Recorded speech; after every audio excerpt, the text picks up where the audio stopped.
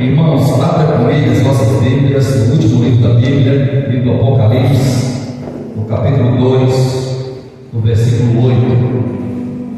Apocalipse, capítulo 2, versículo 8. Hoje é um culto de instrução da palavra do Senhor. Peço que você fique bem atento, para que possamos tirar algumas lições deste texto para as nossas vidas. Apocalipse capítulo 2, versículo 8, diz assim a palavra de Deus. É o último livro da Bíblia. Você vai ter uma dificuldade de encontrar, e se tiver, só olhar aqui no telão também. Diz assim a palavra de Deus: e ao anjo da igreja que está em Esmirna, escreve: isso diz o primeiro e o último, o que foi morto e reviveu. Eu conheço as tuas obras, a tua tribulação, a tua pobreza, mas tu és rico, e a blasfêmia dos que se dizem judeus e não são, mas são sinagoga de Satanás. Nada temas das coisas que há de padecer. Eis que o diabo lançará algum de vós na prisão, para que sejais tentados ou provados, e tereis uma tribulação de 10 dias. Sê fiel até a morte, e dá-te a coroa da vida. Quem tem ouvido, ouça o que o Espírito diz às igrejas. O que vencer não receberá o dano da segunda morte. Amém? Irmãos, toda a sua atenção. O livro do Apocalipse é um livro pouco falado, pouco pregado, por muitas vezes ter simbologia, e muitas vezes as pessoas começam a ler esse livro e começam a ver muita simbologia e não compreende, e não entende. Mas esse texto aqui tem coisas, lições a nos ensinar. E antes de eu começar a entrar no texto que eu acabei de ler, eu preciso voltar um pouco na história. Em Apocalipse capítulo 1 vai falar de um tempo de perseguição, um tempo onde os apóstolos de Jesus tinham praticamente todos sido mortos por viés da espada, por flechas, por crucificação, e havia restado somente um dos 11, que chamava João. João estava com uma idade de aproximadamente mais de 90 anos de idade. Era um homem, era um ancião, era um idoso, era alguém que tinha tido experiências com o Senhor. E por João não se curvar diante do imperador da época, dos reis da época, porque os reis da época se consideravam como deuses, e João, apóstolo do Senhor, não se curvou diante de nenhum imperador, e por ele não se curvar diante do imperador, João é levado para uma prisão, para uma ilha chamada Ilha de Patmos, o lugar onde os criminosos ficavam para terminar o fim da sua vida. Era uma ilha onde os criminosos iam. Só que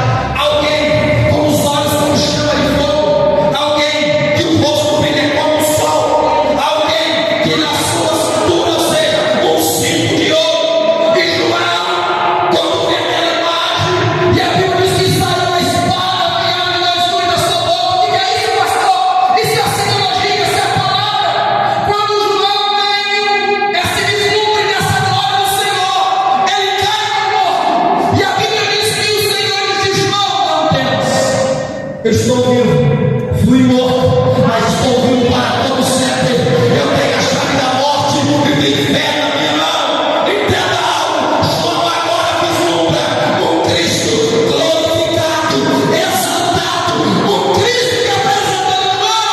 Eu já tive morto, mas hoje eu estou vivo para todo sempre. Eu tenho a chave da morte e do inferno nas minhas mãos. João, eu tenho uma missão para você. Escreve sete cartas para 7 igrejas. Primeira igreja, Éfeso. Segunda igreja, Esmirna. Terceira igreja, Tiatira ou Sardes. Quarta igreja, Filadélfia, Sardes. E a por último, Laodiceia. Só que hoje eu quero tratar dessa igreja chamada Esmirna. E a Bíblia vai dizer que era um momento de perseguição, era um momento de batalha, era um momento de guerra. E o título da mensagem é: ao anjo da igreja que está em Esmirna.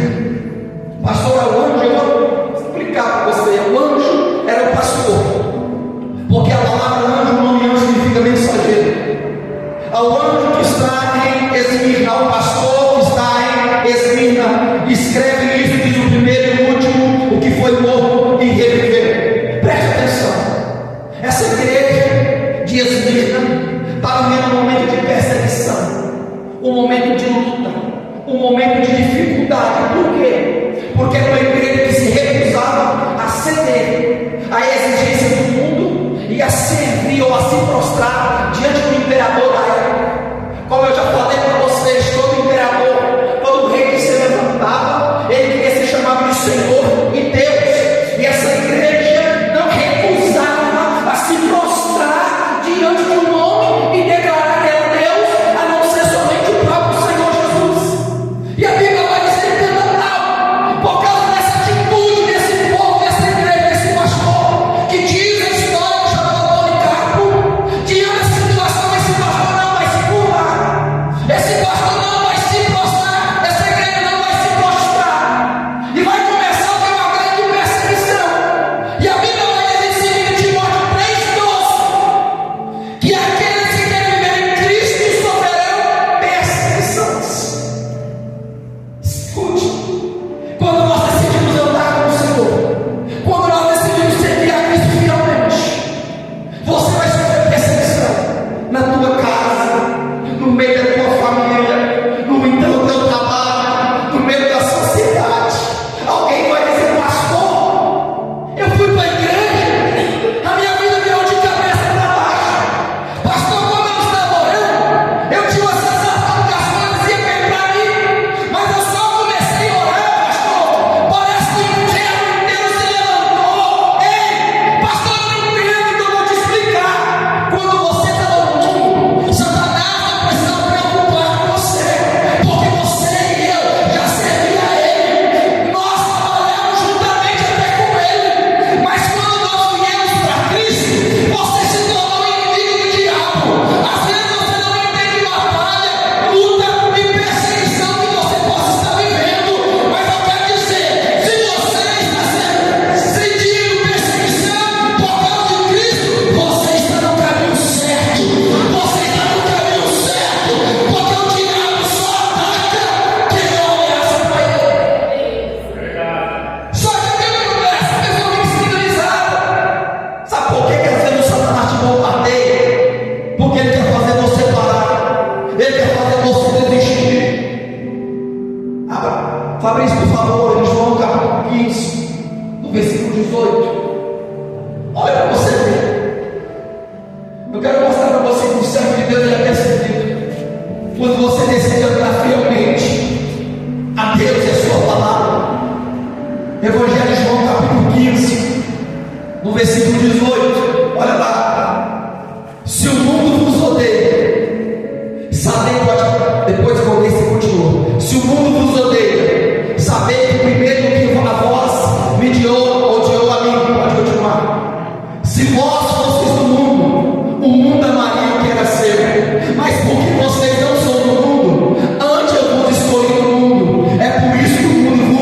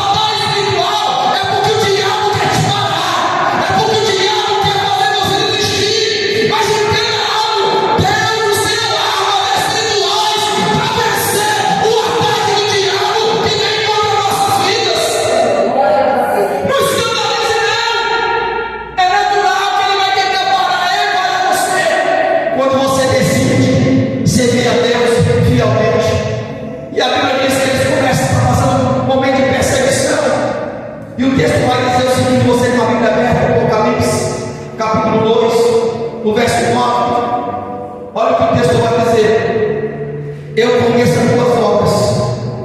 E Jesus estava se apresentando àquela igreja: eu conheço o que vocês fazem para mim. Para por aqui. Tudo que você faz para o Senhor, mesmo que o homem não veja, Deus vê.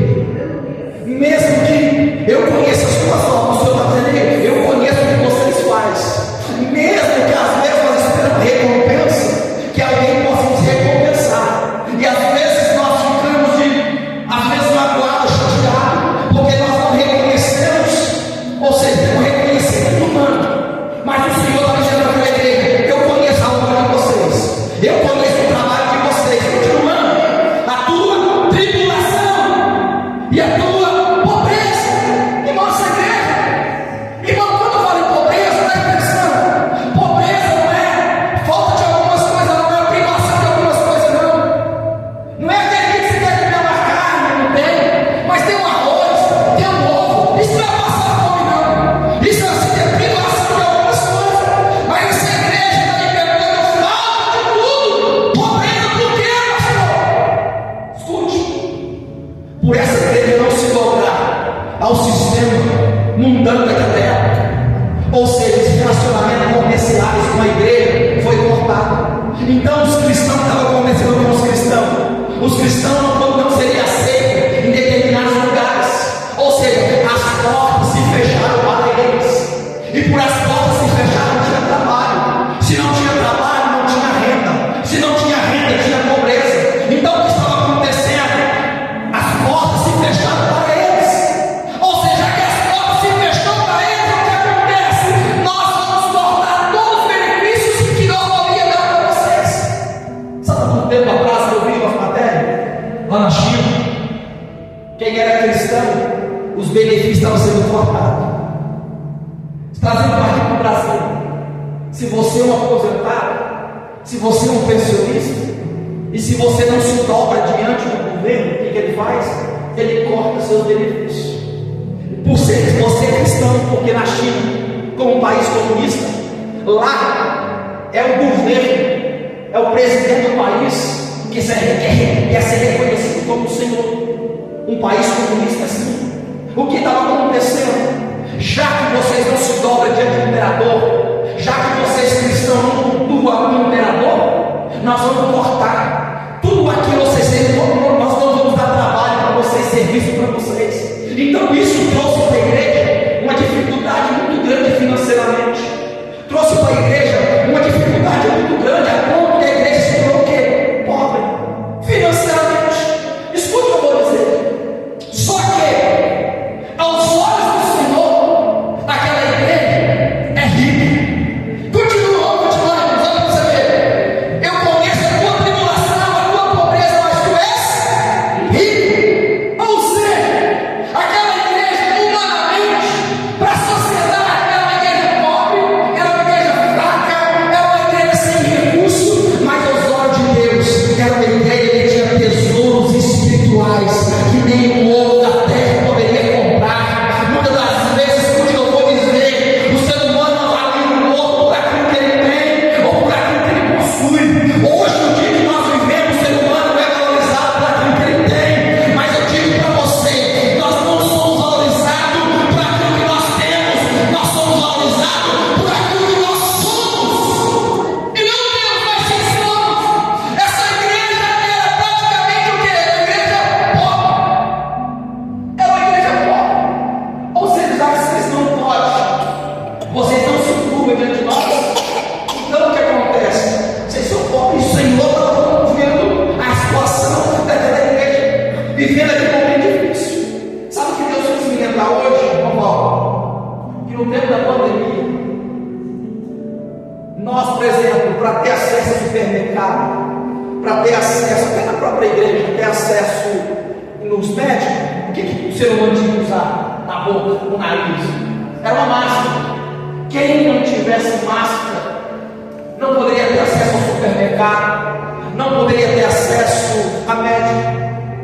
E nos últimos tempos vai acontecer dessa forma. De uma certa forma, aquilo foi um teste.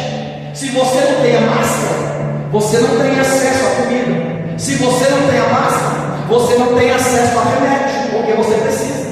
E nos últimos dias, quando nós estamos vivendo nos últimos dias, quando a igreja do Senhor for arrancada dessa terra, for arrebatada, tirada com força, e começará um período chamado período do anticristo, da tribulação, nos períodos de 7 anos, nos 3 anos e meio, isso é história por dia, mas em 3 anos e meio, o anticristo se levantará como um governo único e um governo mundial, uma única moeda. E o que acontece? Qual é a exigência do anticristo? Porque ele vai se sentar na cadeira de Deus em Jerusalém, como se fosse o próprio Deus, e vai exigir adoração para si.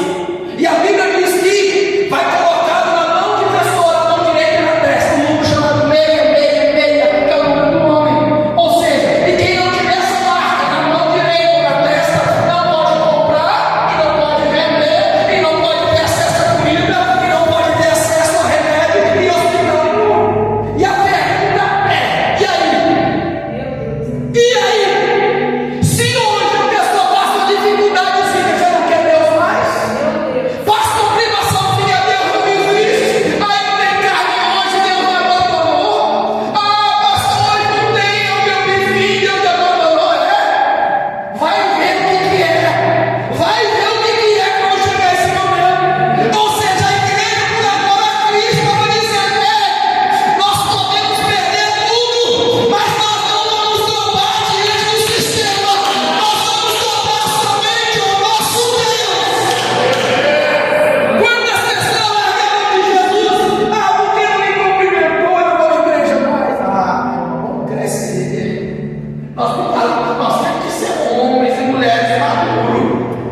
Nós decepcionamos com homens, sim, mas nós estamos numa igreja, irmão, composta de homens imperfeitos. Mas a nossa adoração não é o pastor, não é o pregador, a nossa adoração é esse nome aqui, ó, Jesus, está sobre todo nome, e toda linguagem confessar no céu, na terra e embaixo da terra. Ou seja, naquele dia, quem não tiver lá, quem não for arrebatado, irmãos, porque aqui na terra virá um caos. Então, esteja preparado. Pastor, por que isso ainda não aconteceu? Por que as coisas não estão piores? Tessalonicenses vai nos ensinar que aquele que detém o que? O anticristo, ainda não foi retirado da terra. Ou seja, é o Espírito Santo através da igreja. Enquanto a igreja está na terra, enquanto a igreja está orando, enquanto a igreja está clamando, enquanto a igreja está santificando, Satanás, o anticristo, são barrados ainda. Mas vai chegar um momento que a igreja do Senhor vai ser arrancada da terra, aí esse mundo vai estreitar.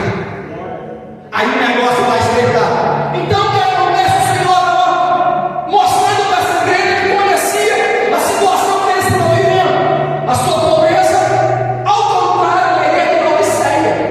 Se você continuar em Apocalipse 3, versículo 14, vai falar da igreja de Laodiceia. A Bíblia diz que a igreja de Laodiceia era uma igreja rica, era uma igreja abastada, era uma igreja que tinha tudo. E ela dizia: rica eu sou, de nada tem me falta. Ao diagnóstico humano, aí o Senhor vai dar um diagnóstico para aquela igreja: vocês não sabem que vocês são miseráveis, vocês são pobres, vocês são cegos e vocês são burros. Porque às vezes aos olhos dos homens podemos ser aplaudidos, mas podemos ser reprovados aos olhos de Deus. Nem todas as vezes sinal das bênçãos materiais em nossas vidas é sinal que Deus está nos abençoando. Porque ao contrário, a igreja de Esmirna é uma igreja financeiramente pobre, mas rica aos olhos de Deus. E a igreja de Laodiceia era rica aos olhos do homem, mas pobre aos olhos de Deus. E a Bíblia continua dizendo mais ainda: você com a Bíblia aberta, eu conheço as tuas obras, a tua tribulação, a tua pobreza, mas tu és rico, e a blasfêmias do que se dizem judeus, e não são, mas são sinagoga do diabo.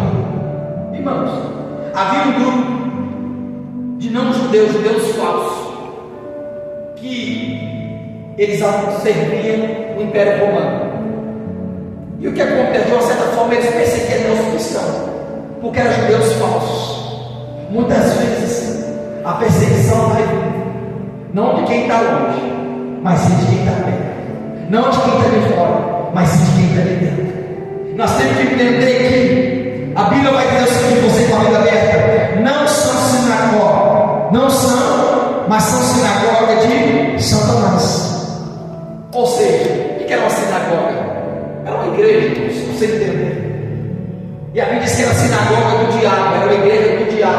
Efésios capítulo 6, versículo 12, Paulo vai dizer que a nossa luta, a nossa guerra não é contra homens, mulheres, carne e sangue, mas contra principados e potestades.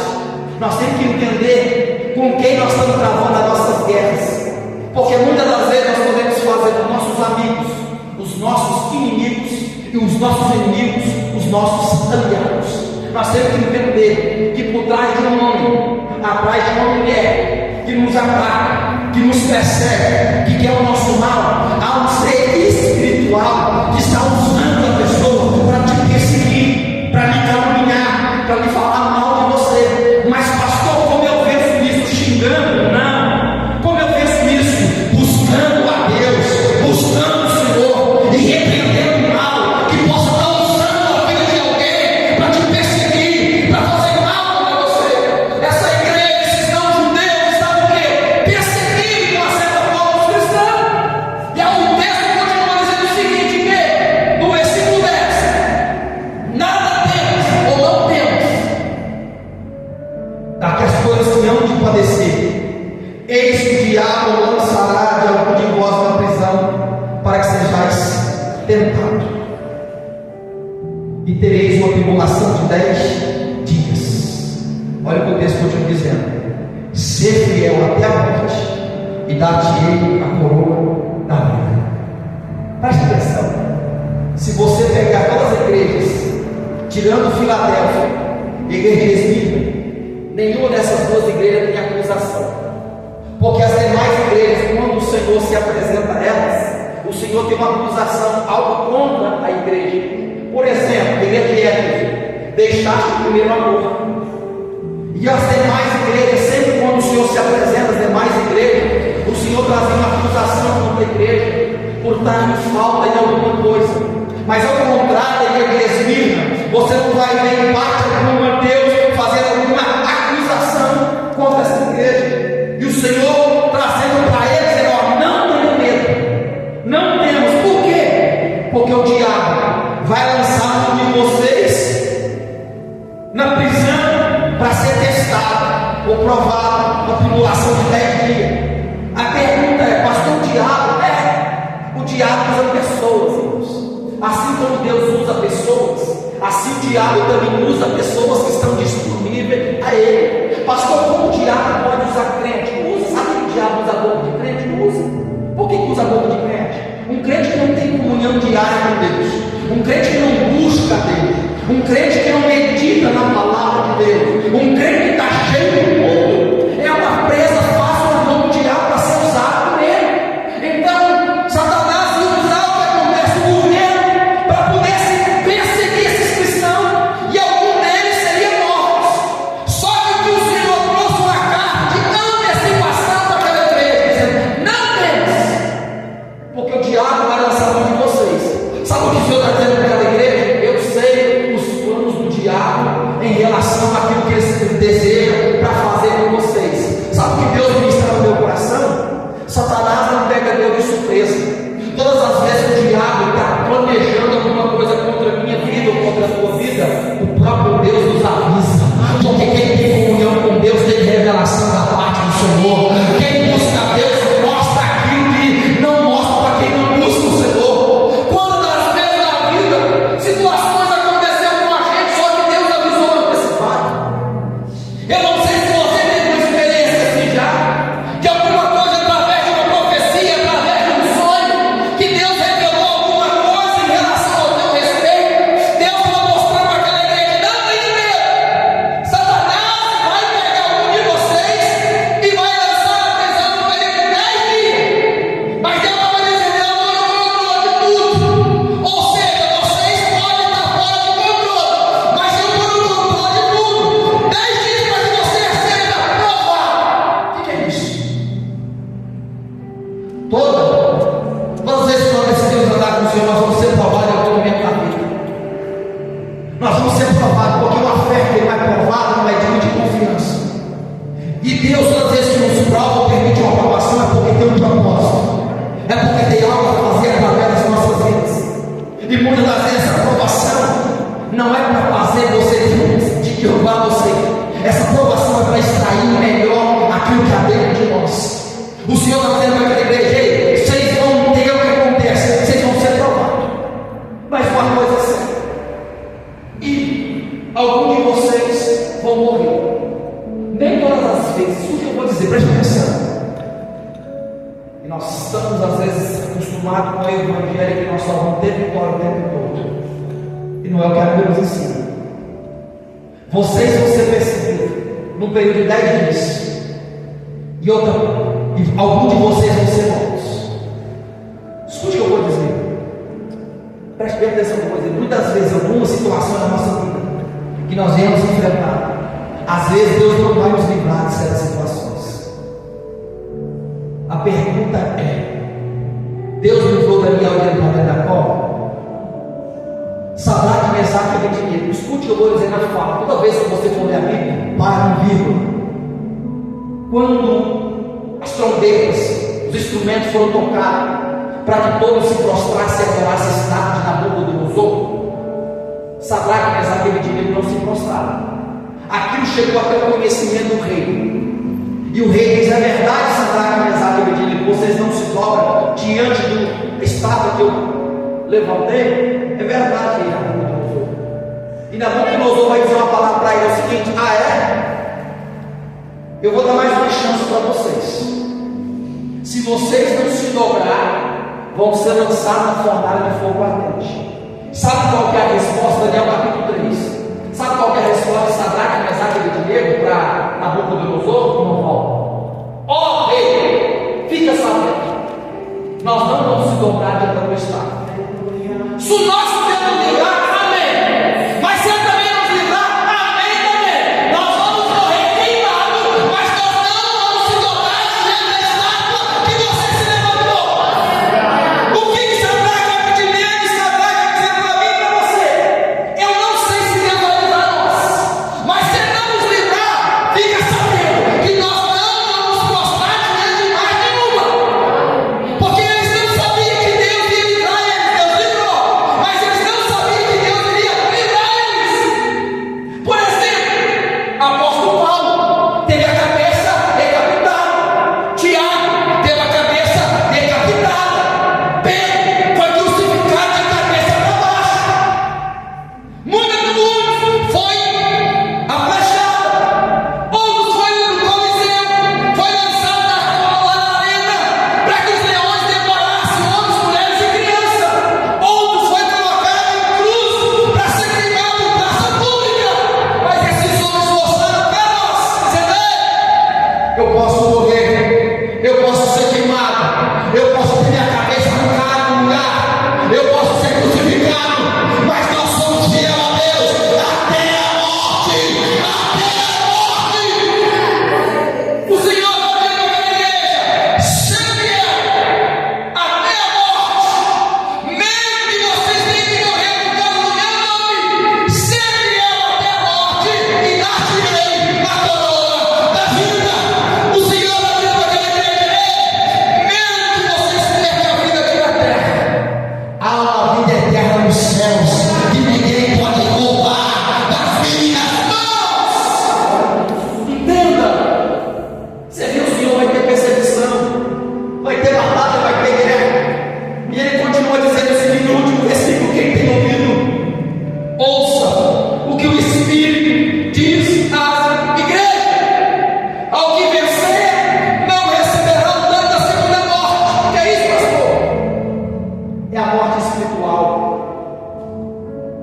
É a separação total de Deus. Ao que vencer, o importante não é quando nós começamos na caminhada com o Senhor. O importante é quando nós terminamos com Cristo. Você pode começar capengando, você pode começar ruim, mas o importante é como nós vamos terminar. 2 Timóteo 4:7, Paulo no corredor da morte, as suas últimas palavras vai dizer: combati o bom combate, acabei a carreira, mas eu guardei a fé, e a coroa da justiça está reservada para mim, não só para mim, mas para todos aqueles que amarem a sua vida. Paulo estava dizendo: eu estou morrendo, mas a fé está guardada. Eu combati o bom combate,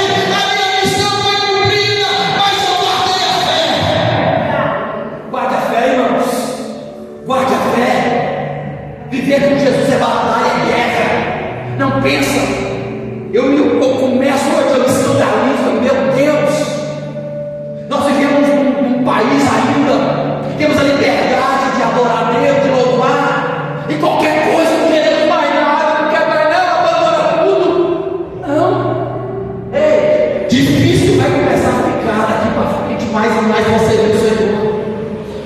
Entenda uma da sua história, para nós encerrarmos. E nós vamos começar um culto cheio de cristão. Chegou 5 bandidos armados e deu um tiro para cima e disse para a congregação: quem negar Jesus e for embora vai ter livramento, nós não vamos matar. Todo mundo saiu e foi embora. Ficou somente 2, o pastor e a irmã, que era irmã da intercessão. Os bandidos se assentaram, pegaram a arma, colocaram do lado, pegaram a Bíblia e disse: pastor, pode começar o verdadeiro culto aqui agora, porque os infiéis já foram embora. Será? Pode começar o verdadeiro culto aqui agora, pastor, porque os infiéis já foram tudo embora.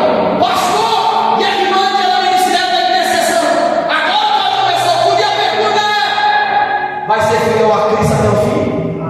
Vai ser fiel a Jesus até o final? Ou porque qualquer coisinha não quer mais Deus, não quer mais o Senhor?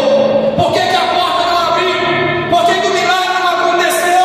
Por que Deus não respondeu a sua oração no momento que você vive? Vai largar a mão? O Senhor dizendo para a igreja nessa noite: ser fiel, não até o meio, não até o início, ser fiel até a morte, e eu dar-te-ei a coroa da vida. Ser fiel, irmão, lute, batalha. Quem quer andar com Jesus de verdade vai enfrentar perseguição. A igreja que vai perseguida tem que se questionar sua fé, está fazendo a vontade de Deus. A igreja que não é perseguida tem que se questionar, porque, escute o que eu vou dizer para nós encerrarmos. Quando você decide andar com o Senhor e ser fiel a Deus, o ambiente do trabalho, a sua maneira de falar, a sua maneira de se comportar, traz incômodo nas outras pessoas. Só que se você chega num ambiente, você fala igual, você se comporta igual, não tem diferença nenhuma, não vai te perseguir de forma nenhuma. Mas a partir do momento que você serve a Deus com fidelidade, você é determinado ambiente, a luz que é em você começa a incomodar as trevas, aí começa a levantar a perseguição para te perseguir.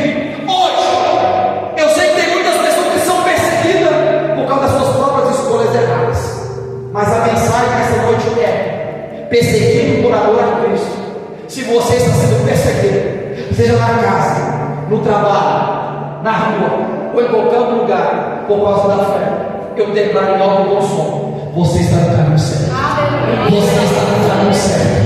Porque se o diabo querer perseguir você, se questione a sua fé. Porque a igreja nunca vai andar de mão dada com o mundo.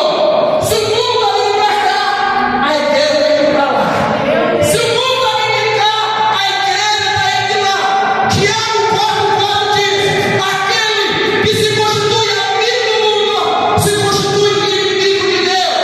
1 João 2,15 vai dizer: não ameis o mundo e que no mundo há. Se alguém ama o mundo, o amor do Pai nele não está. Porque o que é do mundo, com concupiscência da carne, com concupiscência dos olhos, só tem uma vida. O mundo passa e as suas concupiscências, mas aquele que faz a vontade de Deus permanece para sempre. Aplausos nesta noite, em nome do Senhor Jesus. Em nome de Jesus, que nós possamos ser fiéis até o final. O mundo vai tentar fazer você nos dobrar. Muitas pessoas já perderam emprego, muitas pessoas já perderam promoções, até empresas, por ser fiel a Deus. E a fidelidade a Deus muitas vezes não vai nos isentar de passar por alguns problemas. E muitas vezes o próprio Deus vai te testar para ver se de fato você é fiel a Ele ou não. Há um filme que ilustra bem aquilo que eu estou dizendo. Se você não assistiu, assiste, porque é algo que a gente tira lições. Os Corajosos, que fala a respeito de alguém que, se você assistiu, eu não sei, mas depois assista, de um certo homem, Walter, que estava com alguma dificuldade na sua casa. ele e sua esposa iam para um trabalho, estava todo feliz com o trabalho que havia arrumado. Só que os responsáveis pela empresa queriam colocar alguém de confiança para exercer uma função de confiança. E chegando até nesse servo de Deus, era um cristão, fez uma proposta para eles, era o seguinte: era um teste, ele não sabia. Vamos falar o seguinte: nós queremos colocar alguém para tomar conta de um setor da nossa empresa. Só que vai chegar tantos engramados, não lembro o que era, vai chegar 15. Só que o senhor vai colocar na folha que chegou 14. Naquele momento ele olhou: e aí, você está junto com a gente? Pela visão de alguém que está junto conosco na empresa. Aí ele deve um tempo para ele pensar, até não isso na resposta, porque ele não respondeu de imediato. Ele chegou em casa e falou para a esposa: esposa, está acontecendo assim, e ele falou para eu mentir no relatório, mas eu não posso fazer isso. E a esposa, na sua fragilidade, diz: não, faz isso. O que tem? O que tem? Você vai perder o emprego. Se você não concordar, você vai perder o emprego. E ele diz: eu não posso fazer isso. Não, o que tem? Deus vai entender, eu não faço isso.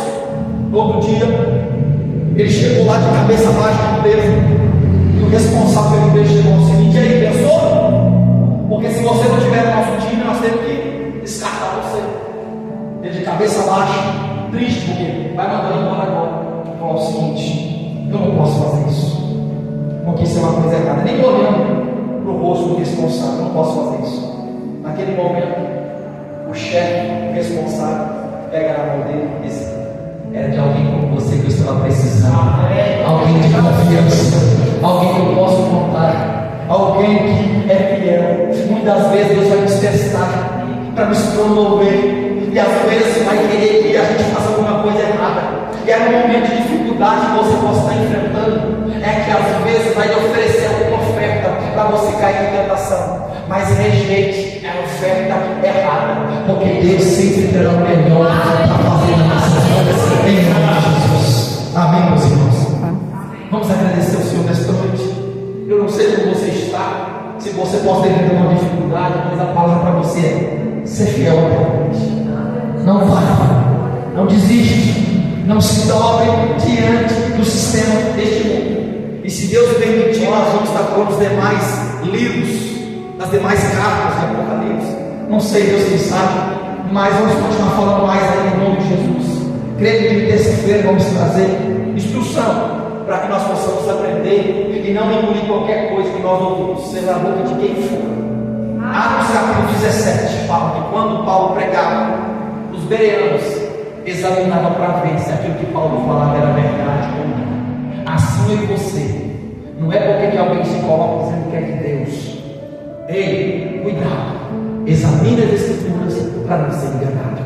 Coloca a mão no teu coração no nome do Senhor Jesus. Pai, eu quero nesta noite agradecer ao Senhor pela tua palavra, quero agradecer ao Senhor pelo teu povo, Senhor, por ter ministrado esta palavra aos nossos corações, que não seja somente uma palavra, mas que teu Espírito vivifique esta palavra em cada coração a qual foi semeada. Pai, no nome do Senhor Jesus, nos dê força cada dia para te servir com fidelidade, para te servir com integridade, que possamos ser fiéis ao Senhor todos os dias da nossa vida, Pai. Eu te peço, fortalece a tua igreja, fortalece o teu povo. Eu sei que a tua igreja trava batalhas espirituais, trava guerra, mas que o Senhor venha fortalecer a cada um, que o Senhor venha sustentar cada uma, Pai, que a mão poderosa do Senhor possa estar guardando e protegendo a cada um, meu Deus. É no nome do Senhor Jesus que nós rogamos a bênção, a força, a sustentação que vem do alto sobre cada uma da tua igreja, em nome do Senhor Jesus. Amém. Que Deus possa abençoar a vida de cada um de vocês. E quinta-feira nós temos culto de libertação em nome do Senhor Jesus. Neste momento, não volta. Agradece a Deus mais uma vez e dá a bênção apostólica em nome de Jesus.